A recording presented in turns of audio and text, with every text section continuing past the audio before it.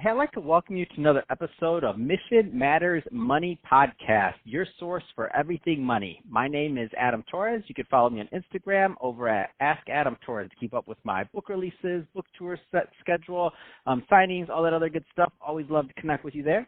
And as always, if you'd like to apply to become a co-author of one of my upcoming books, just head on over to the website, moneymatterstoptips.com, and click on Become an Author to apply. All right, so today I have Sam Wilson on the line. He's founder and CEO over at Parking Your Investments. Sam, welcome to the show. Hey, thanks, Adam. Appreciate you having me. So I'm excited to get into Parking Your Investments. Definitely a different way that investors are able to diversify their assets and their portfolios, and we're going to get into that. But first off, just tell us a little bit more about the company and why you started it.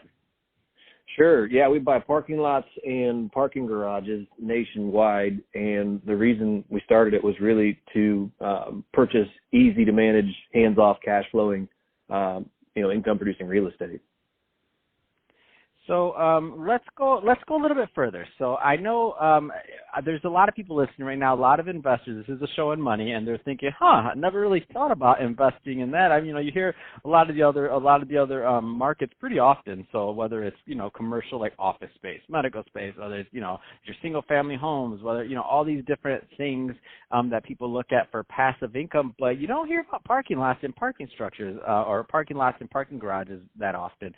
So let's go a little bit more into it. Tell us more. Sure. Yeah. I mean, so you're absolutely right. There's not a lot of news or publicity in this space, and it's kind of one of the things that attracted me to it. Just as you said, there's single family, there's multifamily, there's all these different investment classes. But really, when I got into it, I was looking for something that was easier to manage. My background was in single family, had done tons and tons and tons of single family residential properties. Had investors invest with me on that. It was very hard to manage. That was just a challenge. So when it came to actually partnered up with a guy out of Texas, and we started buying parking lots and parking garages, and it made just all the sense in the world because there's just so limited risk in it. So for us, we're looking for hands off, easy to manage. We're looking for money to show up in our account every month. So that's really what attracted me to the space. And I said, gosh, this is great. I know lots of people that would love a low risk, decent return investment. So, let's just go ahead and log into this. So tell us more about geographies and areas you look for. Let's go a little bit further. So I know there's people listening right now. They're like, all right, this guy has my attention. I want to know more. So tell us a little bit more about geographies you scope out and about the assets themselves that normally meet your criteria. Right, sure. I mean, first off, obviously it has to produce a certain return for us. So with that said, we can actually buy nationwide because most of who the people we're working with are national operators. We don't actually operate. We just buy the assets, and we have a couple of operators that we work with that are national operators.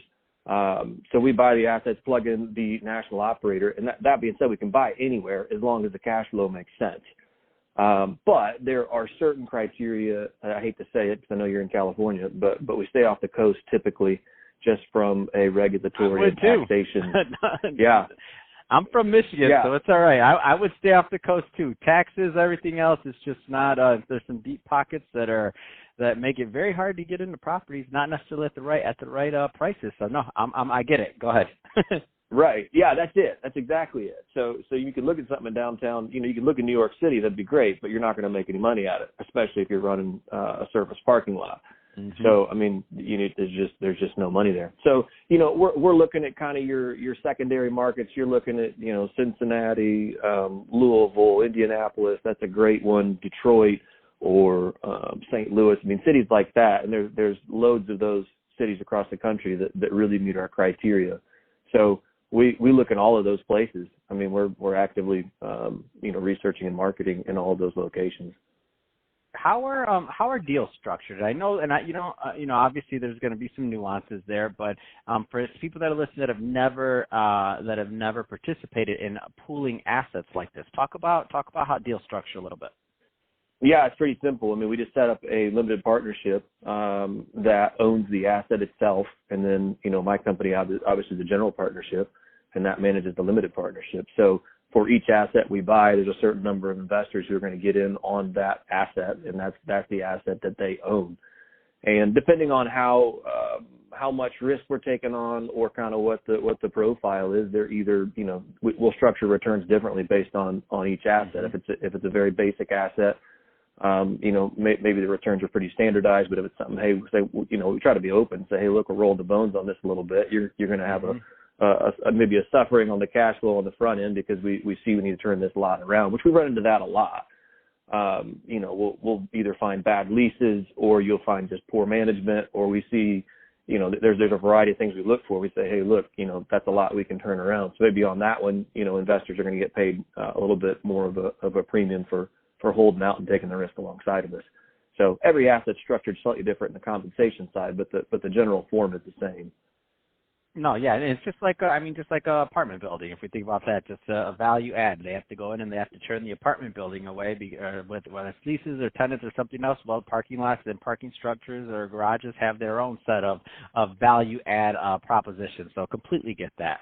How are the deals? Are the deals normally financed, or are they normally all cash deals, or is it a variation of the two? Just trying to get a feel for the leverage, or if there is any, in the type of deals you like to do.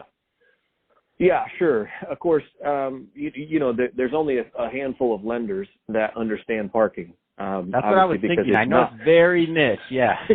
And I feel like everybody probably knows everybody, but I don't want to assume that, right? Like, for all I know, I just never knocked on the right door in, like, my bank, and they're like, oh, he knows.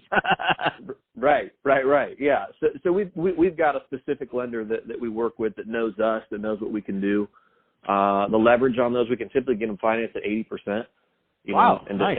Yeah, right. So, and because of that, one, they understand the asset class, and two, it goes back to the stability of it. I mean, we work off of, unlike an apartment building where it's value add, like typically for us, we go in with a guaranteed lease. So they say to us, hey, this is what we're going to pay you every year. This is what your increases are going to be every year. And so we go into it with eyes wide open, knowing exactly what we're going to make. So with that, and usually those are 5 to 7 year leases. So we can go to the bank and say, hey guys, look, there's minimal risk.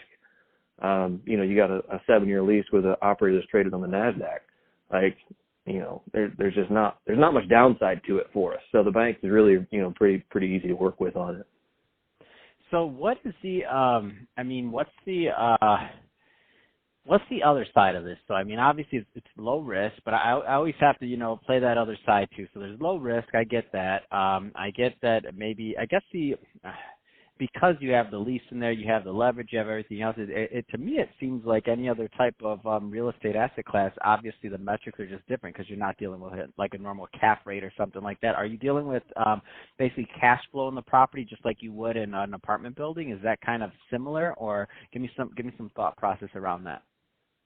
Yeah, I think I understand your question. I'll answer this, and maybe So let's say a commercial building. You're going to the bank and you're saying, hey, I want to purchase this property, 30 units. This is what its cash flow. This is what the current owner gave me. All of their rent roll and the other things. Sure. This is where I think I could do my value add. This is my business plan for it. And you're like, hey, will you give me the money? No, or yes. No, we go to the next bank until somebody likes it.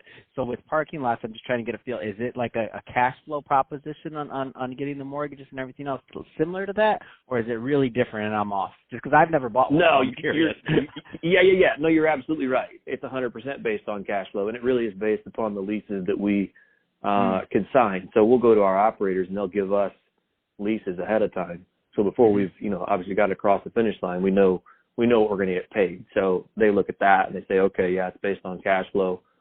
This is what we'll lend on it. And obviously, we've got to get appraisals and things like that. We can't just go completely wildly crazy. But I know, Sam, it's okay. Just give it to him. Yeah, it doesn't work like that, right? Right. No, it absolutely does not. Absolutely does not. So yeah, I mean, it's based on the income approach.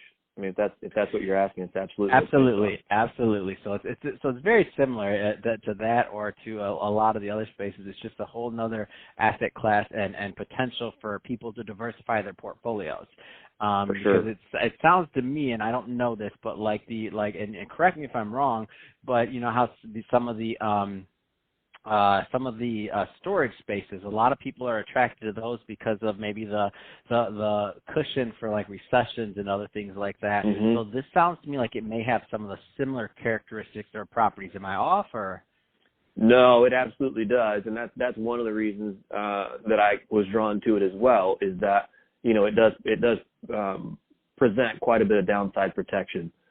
With that, of course, with your risk in your return, it's weighted accordingly. I mean, if you're investing in an apartment complex that's a deep value add, I personally just put some money in one last week. That was anyway. Long story short. Yeah. That might return 17 to 20% on paper, throughout the life of the project. You're not going to get that in parking. I mean, with limited risk, now you're not getting bond rates, but if you get 6 to 8% annually, we consider that a very decent return in parking, and especially on a risk weighted return, it's amazing. So it would have to, and by the way, it would have to be in that bandwidth for it to be real, because if it was hitting the 17s, then the big money, the private equity guys or the hedge funds, they'd be all over it, and there wouldn't be any room for anybody, an individual investor. It'd be done. The market would be gone in a day. Correct. Correct. So no, it's common sense. If you didn't tell me that, then it wasn't real. I'd be like, hold on, who betted Sam to bring Sam on a show about money? What is this guy? What nonsense? What's this guy talking about? Absolutely. And to be honest, you can hit those, but we don't ever go into it with that happening. Like we sold one a month ago that was just, I mean, it was a freak accident, and suddenly we went, holy cow! Like, the return. Always going to be like mispricing in any market, but like that's not the market. Just to give the listeners an idea. No, I get it, like completely. Otherwise, it'd be a higher risk for sure. Absolutely. So, Sam, if somebody's listening to this and they want more information on parking your investments, what's the best way for them to reach out and to connect and get more info? Sure. Easy. First off, you can always send me an email, which is sam@parkingyourinvestments.com. You can go to the website, which is parkingyourinvestments.com. You can call me direct. It's 901-310-5496. That'll ring my cell phone. Those are that's the top 3 ways to get a hold of me. Awesome. Well, hey, Sam, really appreciate you coming on the show today and sharing more about all the great work you're doing over at Parking Your Investments to help your clients. And to the audience, as always, thank you for tuning in. Hope you got a lot of value out of this. If you did, don't forget to subscribe to the podcast, leave me a review on the Apple iTunes Store. If you're watching this on our YouTube channel, Mission Matters Money, leave us some comments, and don't forget to subscribe, and let's keep the conversation going. So don't let it die here. Want to hear your thoughts on investing in parking and other real estate asset classes. So love to engage with you there. And Sam, thanks again for coming on the show. Hey, thanks for having me, Adam. I do appreciate it.